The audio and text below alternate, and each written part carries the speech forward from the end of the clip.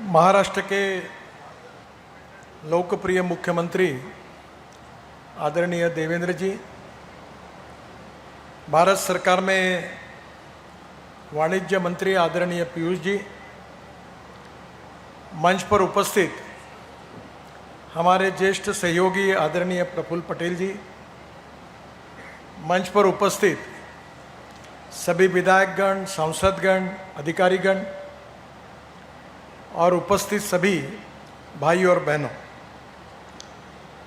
यह एडवांटेज विदर्भ का दूसरा साल था और इसमें आप सब लोगों ने जो सहयोग किया है और विशेष रूप से काफ़ी लोगों ने 1,40,000 लोगों ने इसको विज़िट किया है और जो प्रोजेक्ट्स आइडेंटिफाई हुए हैं उसमें से करीब 7.5 लाख करोड़ रुपए की इन्वेस्टमेंट अब विदर्भ में अनेक क्षेत्रों में हो रही है। इस अभूतपूर्व सफलता के लिए मैं आप सबका हृदय से बहुत बहुत अभिनंदन करता हूं, आपको धन्यवाद देता हूं। एक समय विदर्भ का इतिहास ऐसा था कि विदर्भ विशेष रूप से कृषि क्षेत्र में 10,000 किसानों ने आत्महत्या की, उसकी चर्चा देश में होती थी। उसके पहले मेड़घाट में मेल न्यूट्रिशन से 2,500 बच्चों की मृत्यु हुई थी, कुपोषण से, उसकी चर्चा होती थी।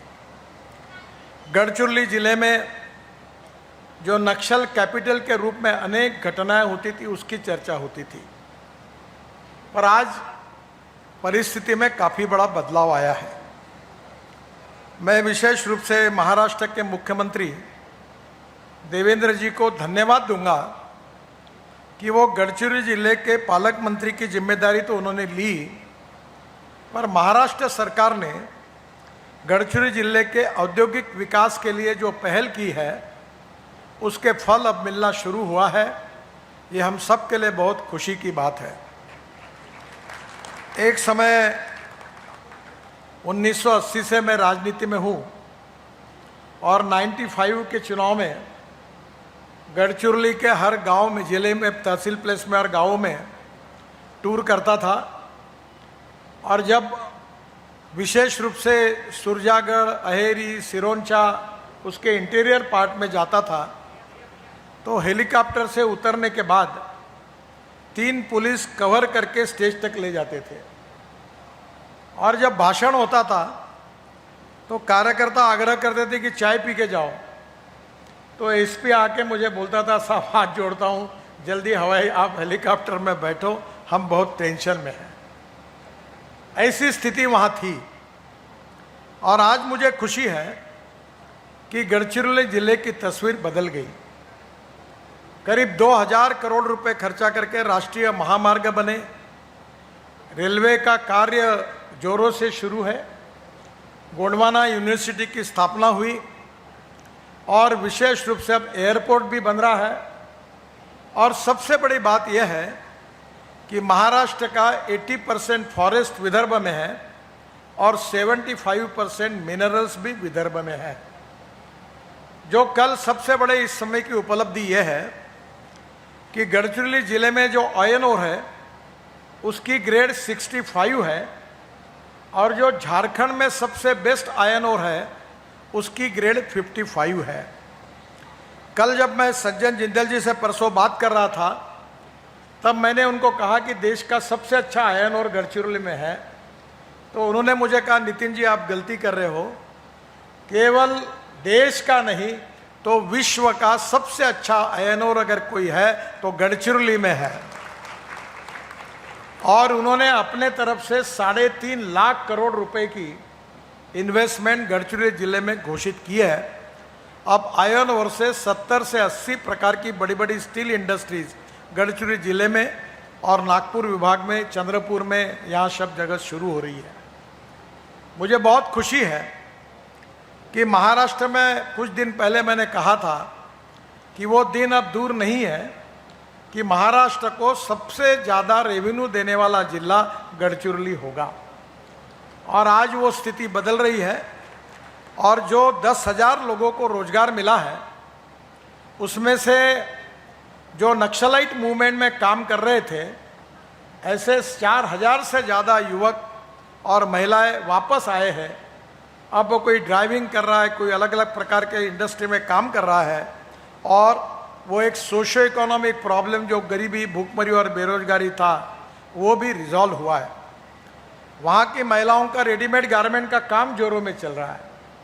वहाँ ITI स्किल डेवलपमेंट जैसी बातें शुरू हुई है, और गढ़चिरौली जिले की ये विकास में जिन्होंने अहम भूमिका अदा की, वैसे हमारे मुख्यमंत्री देवेंद्र जी का मैं विशेष रूप से इस सफलता के लिए बहुत बहुत अभिनंदन करता हूँ, उनको धन्यवाद देता हूँ।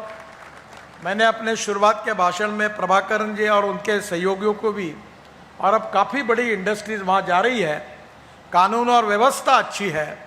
एक समय लोग जाने के लिए डरते थे, और उस परिस्थिति का जो बदलाव, ये विदर्भ के विकास का नया आयाम है। मुझे और एक बात की खुशी है कि विदर्भ में हमारे मिहान प्रकल्प में IT सेक्टर में जब इसकी शुरुआत हुई तो काफ़ी लोगों ने इसको विरोध भी किया था, और आज मिहान में हमने 1 लाख का आंकड़ा पूरा हुआ है, और उसमें SCL, TCS, Tech Mahindra, Infosys, ये बड़ी कंपनियां तो है, पर टाल जो कंपनी है उनमें एयरबस और बोइंग के 1200 पार्ट्स तैयार होते हैं। भारत सरकार ने जो राफेल खरीदे किया है फ्रांस की सरकार से, डेसॉल्ट कंपनी से, वो राफेल अब नागपुर में बन रहा है, काफ़ी बन चुके हैं, और इसके बाद उन्हीं का डोसाल्ट का फॉल्कन जेट 11 और 13 सीटर का कंप्लीट जेट नागपुर में बनने जा रहा है। जो हमारा MRO है, एयर इंडिया का और प्रफुल्ल भाई का, दोनों भी जोरों में चल रहे हैं। 8-8, 10-10 विमानें खड़े रहती है। अब MRO के लिए सिंगापुर और दुबई जाने की जरूरत नहीं है। अभी एक 10 दिन पहले भारत सरकार के हमारे MRO के अधिकारी और बोइंग कंपनी के अधिकारी मेरे पास आए थे, और भारत में जो पैसेंजर प्लेन है उसका कन्वर्शन वो अभी गुड्स प्लेन में कर रहे हैं, और इसका भी बोइंग का बड़ा काम हमारे नागपुर के एयर इंडिया के ये MRO में शुरू हो रहा है। ये भी बहुत खुशी की बात है, जिसके कारण ये एविएशन का हब बनने जा रहा है। हमारा इंटरनेशनल एयरपोर्ट का भी काम शुरू हुआ है, और उसके साथ साथ मिहान में अनेक प्रकार के स्पेशल इकोनॉमिक जोन में अनेक कंपनीज आ रही है। 1 लाख लोगों को डायरेक्ट रोजगार मिला है, और मेरा विश्वास है कि आने वाले समय में इस 3 साल में 3 लाख से ज़्यादा रोजगार विदर्भ में निश्चित रूप से डायरेक्ट रोजगार उपलब्ध होंगे, ये मेरा विश्वास है। विदर्भ में रोजगार उपलब्ध हो, विदर्भ का ग्रोथ रेट बढ़े, और उसमें इंडस्ट्री और मैन्युफैक्चरिंग सेक्टर के साथ एग्रीकल्चर में भी विकास हो, यही हमारा प्रयास था। मुझे बहुत खुशी है कि मदर डेयरी हमने यहाँ लाई, 5 लाख लीटर दूध अब वो इकट्ठा कर रही है, और आने वाले 3 साल में 50 लाख लीटर का उद्दिष्ट पूरा करके विदर्भ के किसानों को समृद्ध और संपन्न करने का काम हम करेंगे। जो एम्ब्रियो ट्रांसफ़र 2 लीटर की गाय से 20 लीटर की गाय तैयार होगी, और गोरा नहीं होगा, गोरी होगी। ऐसे 3 सेंटर देश में शुरू हुए हैं। एक सेंटर पहला हमने वेटरनरी यूनिवर्सिटी नागपुर में शुरू हुआ, दूसरा चितई डेयरी सांगली में शुरू हुआ, और एक पवार साहब ने बारामती में शुरू किया है। ये तीनों सेंटर का उद्घाटन करने का सौभाग्य मुझे मिला, और जिसके कारण एक नई क्रांति हमारे यहाँ के कृषि क्षेत्र में होगी, और हर देशी गाय 20 लीटर के दूध के ऊपर की होगी, तो किसान समृद्ध और संपन्न होंगे। हमारे अमरावती जिले में कॉटन के रूप में करीब 22 इंडस्ट्रीज आई है, और 25,000 युवाओं को काम निर्माण हुआ है। यहाँ विशेष रूप से वर्धा में एक नोबल एक्सप्लोजिव था, वो बंद पड़ा था। वसंतराव साठे थे, तो उन्होंने उसकी शुरुआत की थी उस समय। उसके जो IPCA करके कंपनी है, उसके एग्जीक्यूटिव चेयरमैन आदरणीय श्री प्रेमचंद जी गोधा, प्रेमचंद जी है यहाँ, थोड़ा आप खड़े हो जाइए, ये आए हैं, उन्होंने उसको लिया है, और वहाँ भी वर्ल्ड स्टैंडर्ड की बहुत बड़ी फार्मास्यूटिकल इंडस्ट्री वर्धा जिले में शुरू हो रही है, और जिसमें करीब 2,500 करोड़ रुपए की इन्वेस्टमेंट है और 500 लोगों को डायरेक्ट रोजगार मिलेगा और 1000 से 1,500 लोगों को इनडायरेक्ट रोजगार मिलेगा। मुझे इसके साथ खुशी यही भी है कि हम केवल नागपुर का नहीं सोच रहे, हमारे विदर्भ के सभी डिस्ट्रिक्ट में जो बैकवर्डनेस है ये कैसे दूर हो और यहाँ के रॉ मटेरियल को कैसे अच्छी कीमत मिले। हमारे यहाँ का कपास, सूत और ग्रे क्लॉथ बांग्लादेश को जाता है और इसलिए हमने ड्राई पोर्ट खोला है सिंधी में और वो ड्राई पोर्ट में भी अब रेलवे चलना शुरू हुआ है। देवेंद्र जी ने लॉजिस्टिक पार्क के लिए 1200 करोड़ रुपए दिए हैं और NHI के तरफ से मैंने भी अपने मिनिस्ट्री से 1200 करोड़ से 2400 करोड़ मिले हैं और अब हिंदुस्तान का सबसे बड़ा लॉजिस्टिक हब 0 माइल जो नागपुर है वो अब वर्धा और नागपुर की सीमा पर सिंधी पोर्ट को लगकर निर्माण हो रहा है और जिसके कारण हम वर्ल्ड की किसी भी दिशा में एक्सपोर्ट और इंपोर्ट अब नागपुर से शुरू हो जाएगा और एक प्रकार से मुंबई का समुंदर अब नागपुर तक आया है। मुझे बहुत खुशी है कि देवेंद्र जी को मैं अनुरोध करूंगा कि हमारे यहाँ जिस प्रकार से लॉजिस्टिक में इंडस्ट्री में डेवलपमेंट हो रही है उसी प्रकार से ट्रेन मैन पावर करने की आवश्यकता है। हमारे एडवांटेज विदर्भ के टीम ने काफ़ी अध्ययन किया, काफ़ी प्रेजेंटेशन भी लिए हैं। पीयूष गोयल जी को पता होगा कि उन्होंने रेलवे मंत्री थे तब बड़ौदा में एक गति शक्ति की लॉजिस्टिक यूनिवर्सिटी बनाई है। उसकी वाइस चांसलर अलका मिश्रा वो अभी हमारे NHCML के एक बोर्ड पर भी है। तो मैं 3-4 महीने से उनके पीछे पड़ा, उनको वहाँ का भी अनुभव था, वो रिटायर्ड हो गई और उन्होंने ओडिशा में हमारे ADB के सहयोग से बहुत बड़ी स्किल यूनिवर्सिटी भी बनाई है। उनके साथ बैठकर एडवांटेज विदर्भ ने, यहाँ के हमारे टीम ने काफ़ी अध्ययन किया और global university of skill and logistic, ऐसी Vidarbha global university of skill and logistic बनाने के लिए हमने एक प्रपोजल तैयार किया है और ये जो लॉजिस्टिक पार्क तैयार हो रहा है बुटीबोरी में आगे वर्धा और नागपुर जिले की सीमा पर, वहाँ इस यूनिवर्सिटी का निर्माण करने के लिए 100 एकड़ जगह अगर महाराष्ट्र सरकार देगी, लीज पर ही दे, मालक भी महाराष्ट्र सरकार ही बने, क्योंकि उस यूनिवर्सिटी केवल होनी चाहिए, यही हमारी इच्छा है। और उसके कारण वर्ल्ड स्टैंडर्ड का ट्रेनिंग, स्किल डेवलपमेंट का और ये लॉजिस्टिक का अगर हमारे युवाओं को मिल जाएगा तो निश्चित रूप से आगे के विकास में इसका उपयोग होगा। देवेंद्र जी जरूर इस पर विचार करें, ऐसा मैं उनसे अनुरोध करता हूँ। हमारे IIM के डायरेक्टर मैत्री जी यहाँ बैठे हैं। हमारा IIM वर्ल्ड स्टैंडर्ड का बना है। हमारे एम्स है, मेडिकल कॉलेजेस है, 49 इंजीनियरिंग कॉलेजेस है, नर्सिंग मुंजी आ गया, हमारी सिम्बोसिस यूनिवर्सिटी आई है, हम एजुकेशनल हब है, मेडिकल हब है और टाइगर कैपिटल भी है। ताडोबा, उमरेड और पेंच, इसमें वर्ल्ड में टूरिस्ट आ रहे हैं। वेस्टर्न कोल फील्ड के कारण हम कोल का सेंटर है और कोल गैसिफिकेशन में भी यहाँ से प्रोजेक्ट आ रहे हैं। अमोनियम नाइट्रेट, मेथेनॉल, LPG में जो मिक्स कर सकते हैं ऐसा DME, ये सब हम यहाँ तैयार करेंगे जो इंपोर्ट सब्स्टिट्यूट है, जिसके लिए WCL ने इनिशिएटिव लिया है। मेरा विश्वास है कि जिस गति से ये सब डेवलपमेंट हो रही है, इन्वेस्टर आ रहे हैं, तो विदर्भ की तस्वीर बदल रही है। हमारा विश्वास है कि विदर्भ का विकास हो, विदर्भ के गांव, गरीब मजदूर किसानों का कल्याण हो और विदर्भ में जो ऑरेंज है, नागपुर को ऑरेंज सिटी कहा जाता है, इसी 18 तारीख को इसी महीने में विदर्भ के ऑरेंज उत्पादक किसानों को लेकर मैं स्पेन में जा रहा हूँ। वहाँ 1 एकड़ में 30 टन संतरे का प्रोडक्शन है और हमारा 12 से 15 टन है।